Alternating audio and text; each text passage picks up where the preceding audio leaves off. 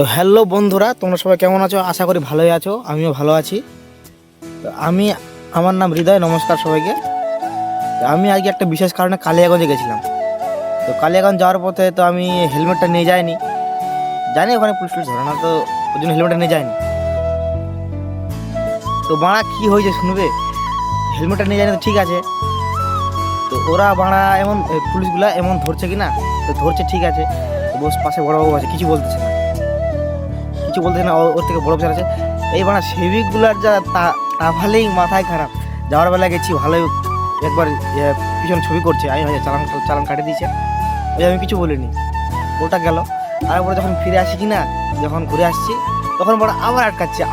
আমি তো জানি সারাদিনে একবারই চালান হয়, আবার আটকাচ্ছে মারা। ওদের যা গরম, মাথায় খারাপ, মনে হয় ওরাই বুঝে কালিয়াগঞ্জের ডিএসপি অফিসারের মতো একবারে ভাব ওদের। কথা কিরকম বলে, ঠিক মতো তো বাংলা বলে না, রাজবংশী কথা বলতেছে। ঠিক আছে, রাজবংশী কথা বলতেছে, ওটা মানলাম আমি। গরম দেখা কথা বলতেছে, আবার এই বিষয়ে কথা বললে হয় আবার সেই গরম, মাথা খারাপ গরম।